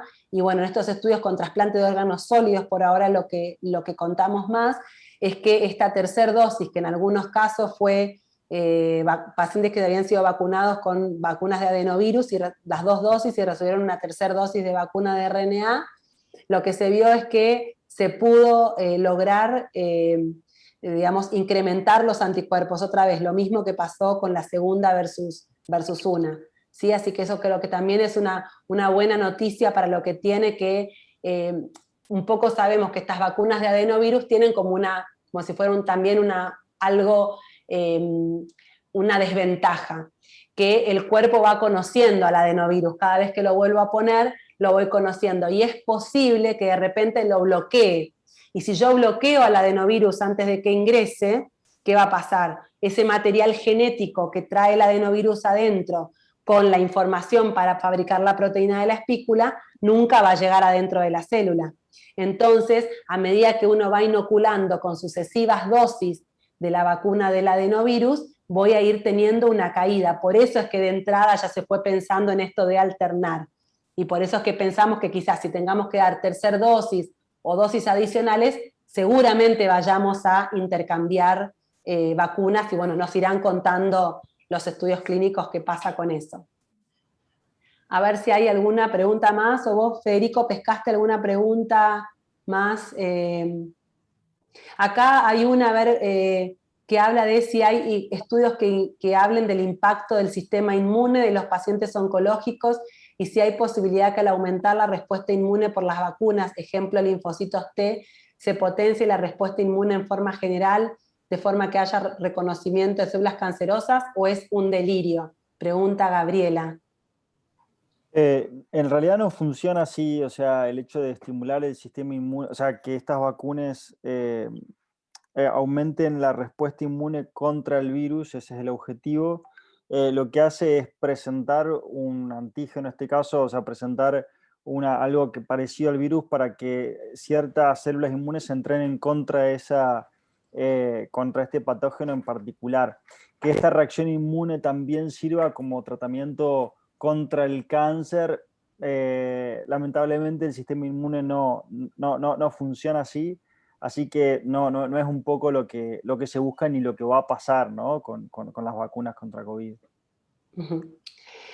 De alguna manera en el tema por ejemplo, con COVID, se buscó mirar si si el hecho de recibir otras vacunas podría generar esto de como potenciar inmunológicamente para que el paciente tenga como un mejor sistema inmunológico de la mano de otras vacunas que no necesariamente son las del COVID. Esto se estudió con la vacuna de la tuberculosis, los pacientes vacunados con la BCG, o las vacunas para el neumococo, o las vacunas de la gripe. Cada vez que, digamos, y bueno, y hay como un racional donde podríamos pensar que el sistema inmunológico trabaja mejor cuando es como llamado por las vacunaciones. Pero de ahí a que eso pensamos que se pueda traducir en específicamente ir a combatir mejor a la célula cancerosa, eso no lo sabemos. En la mayoría de los pacientes que tienen enfermedades tumorales activas o que dificulta sacar, digamos, o que todavía están luchando contra el tumor, los linfocitos T, el sistema inmunológico, suele tener como una especie de cansancio, lo que hace que, o lo llamamos el linfocito T exhausto, que está como difícil de trabajar para el organismo en forma positiva. Y esto es lo que se trata de lograr con la inmunoterapia, con esos tratamientos que son los inhibidores de checkpoint. Por eso es que no se llevarían mal estas medicaciones con las vacunas. Pero es que no es que nosotros solo con la vacuna, por ejemplo, para un agente infeccioso, vamos a conseguir, o por lo menos no está probado. No está probado que le haga mal, ¿sí? Pero no sabemos si esto. Y después una cosa que sí lo mencioné antes, fue que las vacunas de RNA son en la plataforma de vacunas que se ha pensado y que se está probando con antígenos tumorales y para tratar de ver si pueden inducir una respuesta activa, mejorar la respuesta activa contra el tumor. Por ejemplo, combinando con inmunoterapia o combinando con otros tratamientos, ¿no? En hematología tenemos lo que son las células T modificadas, las CAR T-cells, que también, digamos, trabajan con este tipo de principio, tratar de que el sistema inmunológico sea el que lleve la batuta de la destrucción del tumor. Pero no lo veo hoy por hoy como algo que podamos lograrlo. Siempre que el sistema inmune esté bien, va a ser algo favorable para cualquier situación oncológica o viral en este caso. Acá había alguna pregunta de alguien que había recibido 2 dosis de Sinopharm y la pregunta era si había que tener algún recaudo diferenciado con respecto al resto de la población. Creo que una cosa importante de mencionar es que por todas estas situaciones en las cuales sabemos que los pacientes por ahí no llegan a alcanzar el nivel similar al de la población no inmunosuprimida de anticuerpos o de células efectoras, de células T efectoras, tenemos que pensar que hay que seguir cuidándose. Y hay muy pocas situaciones en las cuales se levanta por completo estas barreras, ¿no? Un poco eso es lo que ha pasado por ahí en Estados Unidos, en algunos estados, el CDC, que es el centro de las enfermedades, digamos, de control de enfermedades, va diciendo, bueno, ahora sí, todos los vacunados pueden hacer esto, y va como liberando de a poco situaciones. Esta liberación todavía no es una realidad para los pacientes que tienen una dificultad en su sistema inmunológico. Seguramente el haber tenido un tratamiento más alejado y donde no recibió quimioterapia o tratamientos, digamos, cercanos inmunosupresores, lo haga estar más del lado de la población normal, pero hoy por hoy y frente a la aparición de las variantes, creo que no es una alternativa ni siquiera para la población sana, ¿no? de liberar todas las barreras, y esto tenemos que seguir pensando en que la vacuna es un barbijo más, es algo más, es una gran cosa, pero es parte de todo un ecosistema de protección que tenemos que generar. Y creo que algo que no preguntaron y me parece muy importante puntualizar es que ojalá se puedan vacunar todos los contactos y los convivientes de los pacientes inmunosuprimidos, que es una estrategia que desde siempre la hemos favorecido o que hemos como tratado de recomendar en los pacientes con enfermedades oncohematológicas inmunosuprimidos, porque esos contactos sí van a poder llegar a esos niveles deseables de protección, y como hoy se está viendo, la posibilidad de, si se enferman, tener cargas virales más bajas, y entonces de esa manera son un escudo para los pacientes que viven con ellos y que no pueden quizás lograr ese nivel ideal de protección. Entonces es muy importante en este marco por ahí a veces de uno se respeta profundamente todas las convicciones, y la gente que cree que la vacuna va a ser buena, hay gente que cree que la vacuna le va a hacer más mal que bien, quizás en su situación individual, igual lo mostré en ese gráfico, que aún en la situación de los pacientes de menos riesgo, hoy por hoy en una situación de alerta epidemiológica y de alta circulación viral, el COVID supera a todas estas posibilidades, digamos, de que no pasa nada, pero cuando esa persona a su vez se ve no solamente a sí misma, sino como parte de este escudo protector de sus convivientes o de sus seres queridos, digamos, que están o gente que está alrededor, que puede estar con estas enfermedades, tiene como un poder adicional. No quiero decirlo, pero quizás una responsabilidad adicional. Y sería bueno también como poder verlo desde ese lugar para poder empatizar con esto, ¿no? De vuelta es súper respetable la opinión de cada uno, pero si todos podemos ser de alguna manera células transmisoras de estos mensajes, quizás la mentalidad sea mejor. No tenemos 2 vacunas para los pacientes de riesgo, pero tenemos una dosis para los pacientes que por ahí no tienen tanto riesgo. Bueno, aprovechémosla. Cuánto más ideal que todas esas personas se puedan entonces vacunar y adquirir esa capacidad y entonces bajar el riesgo para el resto, ¿no? Empieza a actuar como un nivelador de promedio. No sé qué piensan con esto el resto. De acuerdo, nada más que decir. No, sí, totalmente de acuerdo. Lo que vos decías, creo que el objetivo, sabiendo que por ahí los pacientes inmunosuprimidos tienen una menor respuesta a las vacunas, creo que es fundamental tratar de vacunar al entorno. Eso ya lo veníamos haciendo por ahí con la vacuna antigripal, y me parece que en este contexto, con esta vacuna, creo que debería ser igual. No sé si hay alguna pregunta más. Bueno, me parece que por las preguntas que estuve mirando que ya fueron contestadas. Recuerden sus médicos de cabecera, ¿sí? Eso es muy importante. Ahí había otra pregunta de la tercera dosis que la estuvimos contestando, que bueno, se va a ir viendo, pero que es muy importante poder entablar este tipo de diálogo en el consultorio, o bueno, o referirse por ahí a cada situación en particular, como hablábamos también con el tema del desaislamiento en los pacientes. Hoy por hoy se van estableciendo cada vez más áreas donde dicen, bueno, hay que consultar con un especialista y a lo mejor no alcanza solo con el médico de cabecera, con el oncólogo, el hematólogo, tenemos que por ahí convocar a alguien más en el equipo para poder como trabajar estas cosas donde todavía no tenemos todas las certezas, ¿no? Tenemos muchas más dudas que certezas, pero por suerte tenemos vacunas, que como puse la presentación, no teníamos el año pasado. Claro, pero de parte de los pacientes la importancia de consultar siempre a su médico. Siempre a su médico, sí.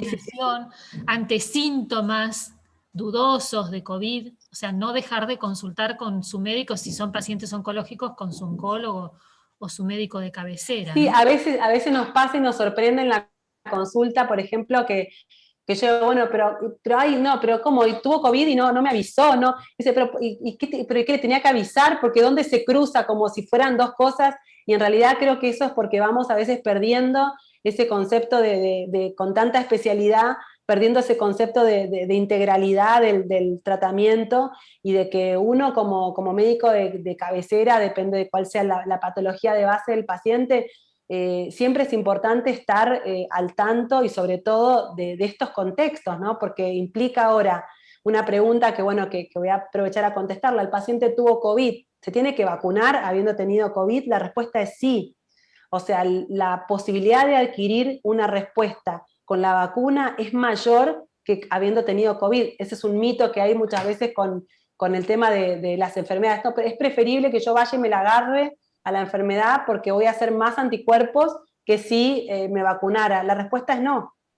El paciente que solo se enferma, si no se vacuna, hace menos anticuerpos que los pacientes que se vacunan 2 veces. O sea, eso está contestado y está visto, está evaluado, estudiado y respondido. Ahora, lo que sí es cierto, que el paciente que se enferma y después se aplica una dosis de vacuna, ese sí tiene más anticuerpos que el paciente que solo tuvo 2 dosis de vacuna. Entonces, bueno, es mejor vacunarse, parece que siempre. Y si tuvimos la oportunidad de, lamentablemente, de enfrentar al virus, y lo pasé bien con él, bueno, muchas veces los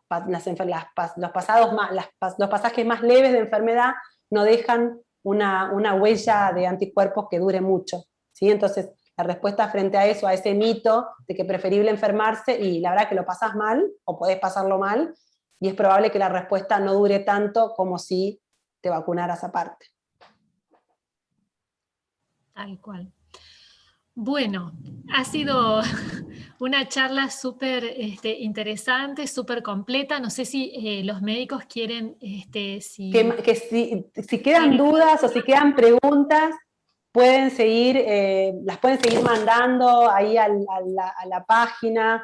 Gabriela la siguen recibiendo ahí donde está, digamos, puesto todo lo de donde va a quedar, y después las podemos seguir contestando, eso desde ya. Siempre estamos, claro. Todo es para mejor.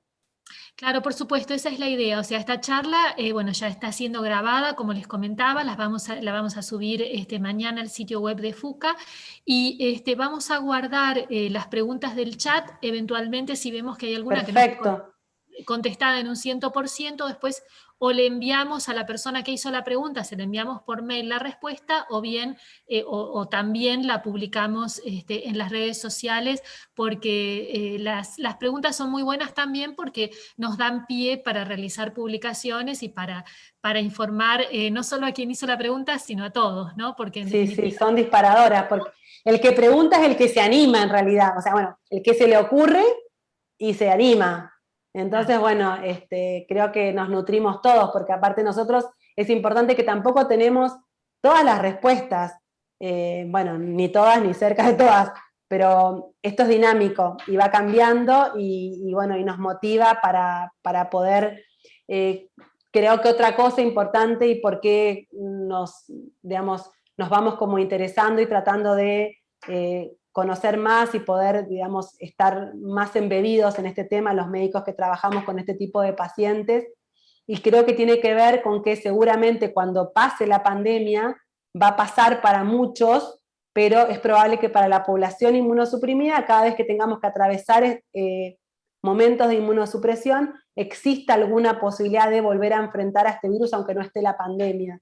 Entonces, creo que poder conocer la posibilidad de que la excreción viral es más larga, de cómo saber cuándo reanudar el tratamiento, el tema de poder definir estrategias de vacunación diferenciales y todo, va a ser algo que no es algo que va a terminar como dijo Fede, que él creía que era en el septiembre del 2020, pongámosle diciembre del 2021 o lo que sea. Seguramente va a ser algo que va a quedar, y vamos a tener mejores herramientas para enfrentarlo. Seguramente. Así que, bueno, muchísimas gracias a todas las personas que participaron, muchísimas gracias a los profesionales, bueno, a la doctora Rosario Custidiano, por supuesto, y también al doctor Alderete y al doctor Losco.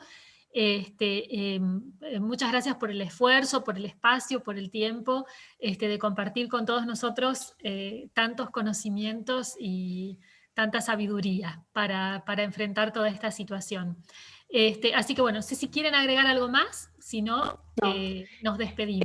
Es hacernos parte todos y saber que estamos todos como en el mismo barco. Creo que informándonos y generando estos espacios es como que los estamos invitando también a este compromiso de ida y vuelta, de poder hacer mejor las cosas, que creo que es como mejor salen. Es algo que nos toca a todos, y que lamentablemente, bueno, lo tenemos que atravesar, y hay que ser optimistas es importante, conocemos más, tenemos más herramientas. Sí es cierto, no se fue todavía la pandemia, no sabemos cuándo se va a ir, pero estamos mucho mejor preparados, y creo que lo que viene, y a pesar de las variantes, y como comenté, tenemos mucho más expertise y muchas más herramientas de verdad para poder hacer frente y continuar con los tratamientos oncológicos, ocupándonos de la urgencia de los tratamientos y de las enfermedades y de los controles pautados en los pacientes que ya están, gracias a Dios, fuera de un momento agudo. Bien. Bueno, los invitamos a todos también a compartir a compartir con sus conocidos todo esto que hemos aprendido, y eventualmente también el link después para ver la charla y poder aprender también con nosotros y ser agentes multiplicadores de alguna manera de estas recomendaciones para el cuidado de la salud de todos. Así que, bueno, aplauso. Gracias, Fede, gracias, Manuel, gracias, Gabriela. Gracias a todos, Mil gracias. por aguantar tanto tiempo hablar de esto. Realmente, gracias a todos. Y cerramos.